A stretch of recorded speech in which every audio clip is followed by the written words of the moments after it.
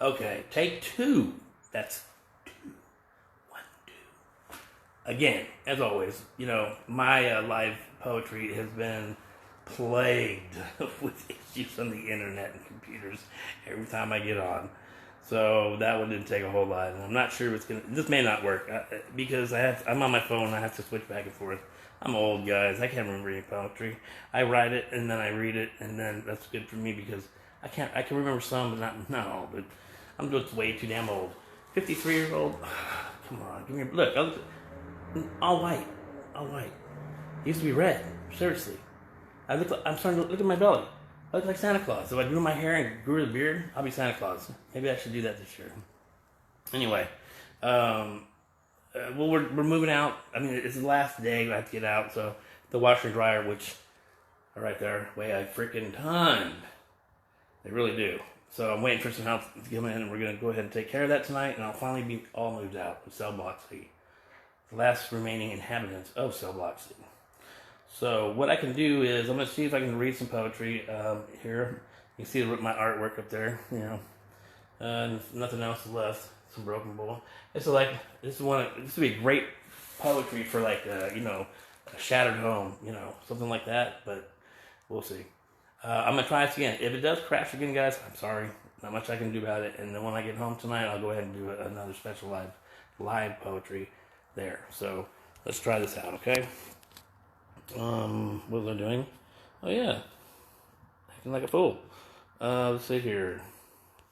Oh yeah, we're in a freeze warning, just in case anybody wants to know. It's kind of cool. I like that. Let's see if I can try. I'm trying to. Guys, sorry about that. Okay, this is not gonna work. Maybe. There we go. See, yeah, when I switch screens, guys, it pauses, and I don't know if I can do where it splits halfway, if it brings it down. I'm not quite sure yet. I'm still trying to figure it out. Hold on, try this. Man, it's gonna keep on doing that. I can't switch screens for a few minutes because it doesn't know what to look at. So, I guess I'll just go ahead and do it tonight. Sorry, technical difficulties. Poet's life for me. Boom. There's a couple things. Nah, it's all right. So, yeah, yesterday was my birthday. I want to thank everybody out there for a wonderful, wonderful showing of how birthdays. I didn't hear from my kids. No, didn't hear from anybody in my family, except for my mom.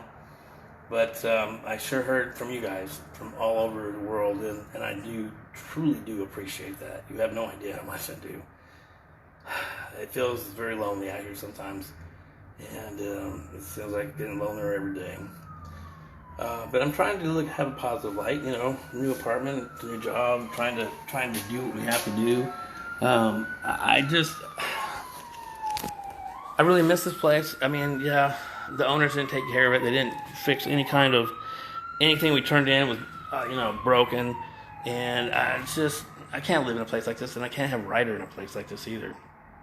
Ants all over the place. I had water bugs the size of freaking, man, they look like eagles or something on the floor. The cats would even run from them. I've been here almost a year, and I had some good times and bad times. Really a lot of bad times, but there were some good times too. It was good to get out of my parents' house and be back on my own again. But life sometimes happens, and it defines who you are when it happens. And it seems like it all comes together. You're doing everything great, everything's fine. You get sick.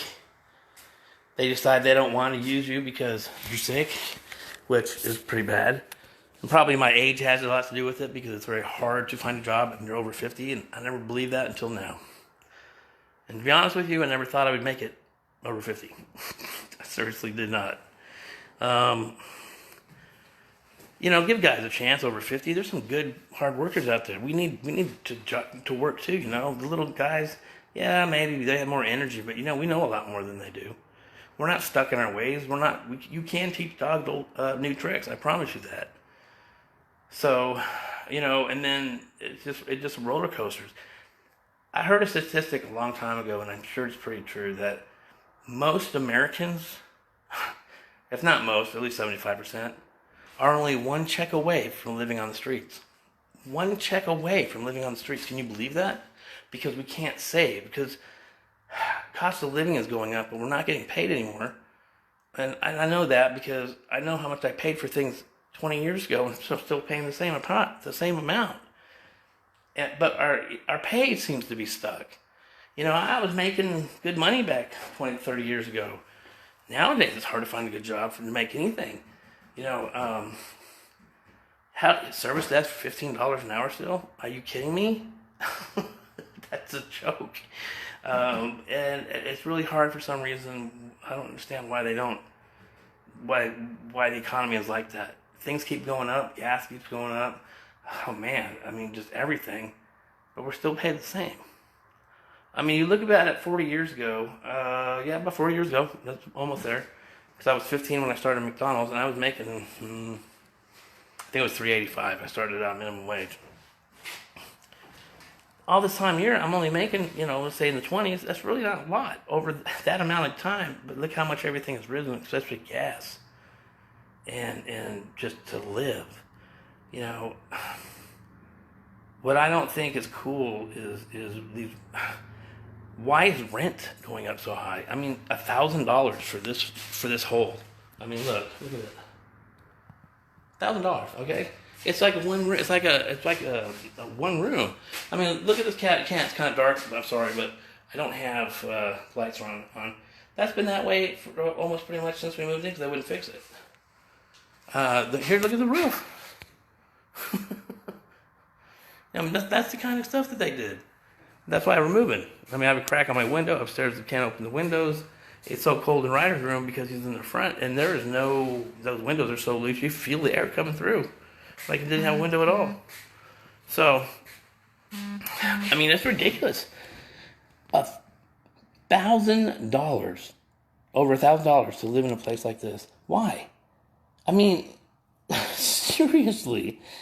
This is it. That was it. From there to there. And then you have 2 bedrooms upstairs, but that's this run. But look how close the wall is to me right there. And I can almost reach out and touch it. And why is it so? I don't get it. I don't understand. So, anyway, I got a lot of poetry to read. I'm going to read it from the balcony tonight at the new place, maybe, unless it's cold. And or I get done too late, or I break my back, or I have a heart attack or something. God, I hope not. Just kidding, God. But God is good, and I know I was going through a suffering portion of my life for a while, and hopefully I'm out of it. It seems I am anyway. It seems like things are picking up. I never lost faith in God, and I've only had faith in God in 6 years. Because before that, I didn't believe Him. I didn't believe in anything like that. It was more scientific than anything else, and I do believe in God now, and I do believe in angels, and I do believe in miracles. I believe in a lot of things that I never believed before. And, they say that seeing is believing, and that's true. I know what I saw, and I know what I've seen, and I know what I continue to see. And I know how I write, and what's come, things like the new song coming out called Lost. That is going to be, people that listen to it, I have a real quick, snippet of it. It's amazing. It could be on the radio right now the way it is.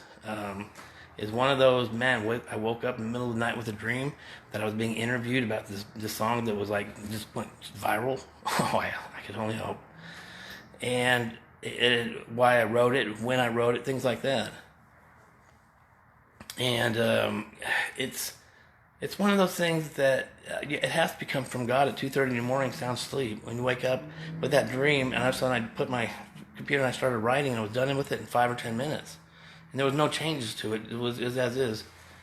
And I sent it to a friend of mine, and Warren Walker, and he put music to it, which the tune is great. And, we had a song just like that. It was a powerful song. And it's about addiction, and it is called Lost. And, there are certain lines in there that are very important to me in there, and it's just crazy. It is, because you are lost among the lonely souls on the hallowed grounds of hell, and that's it's where you walk when you have an addiction. So, addiction is. I didn't know what an addict was until I moved to California. I knew what an alcoholic was because I drank like a fish when I was riding pro rodeo. But addiction has destroyed this country and all around the world so much. The family unit is not even there. It's done.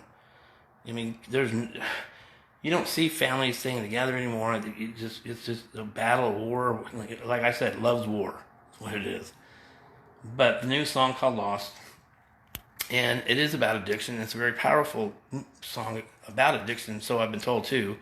And when I read it, I cried because it wasn't my normal writing, but I knew where it came from, and the easy and how fast it's moving along. So it can only be, an angel or God gave me those words in my head.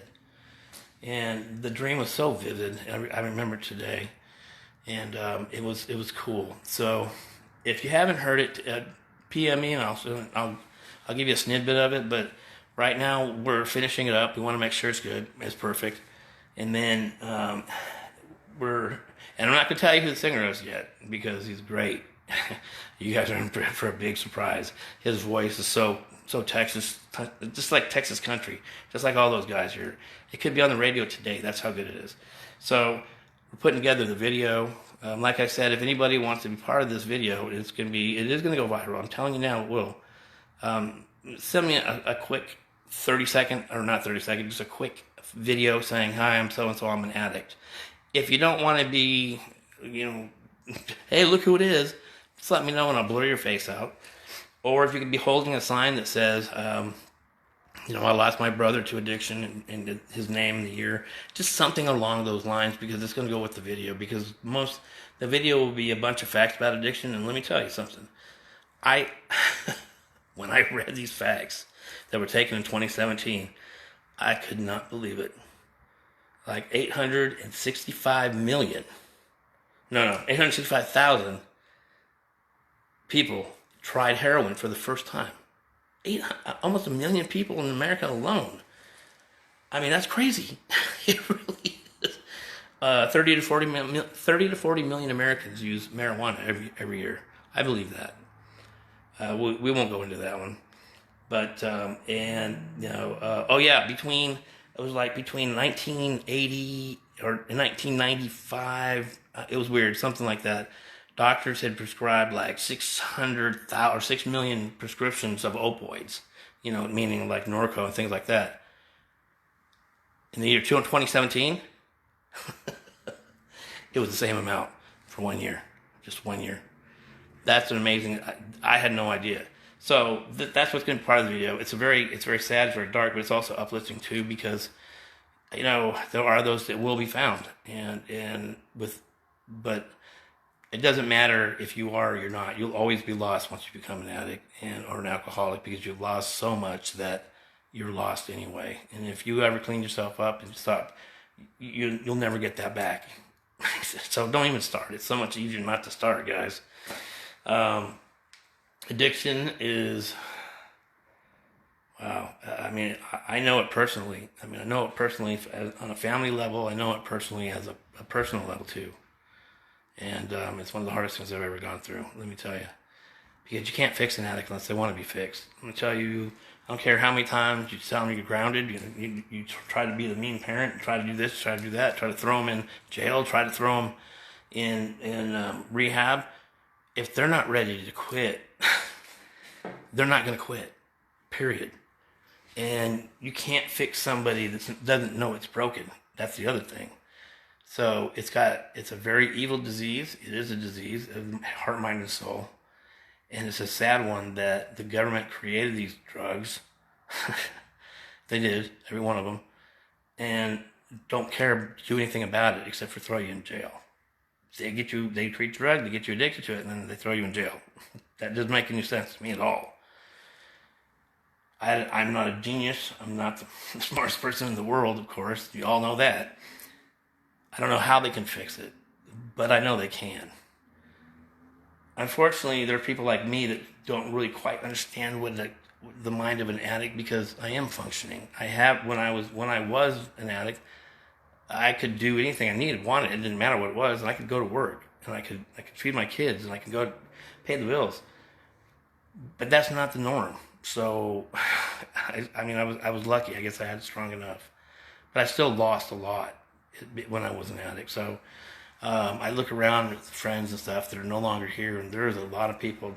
I mean, I really don't know a whole lot of people anymore because most of them are either dead, in jail, dying, or moved off, or missing in action out here. So I know it's depressing, right?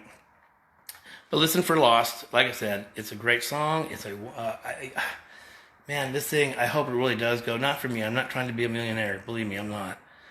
But I would like to be able to get my voice out there to a larger area of people, because I know the area I'm touching now, I do help because of all the emails. And thank you again for all those emails and texts and messages.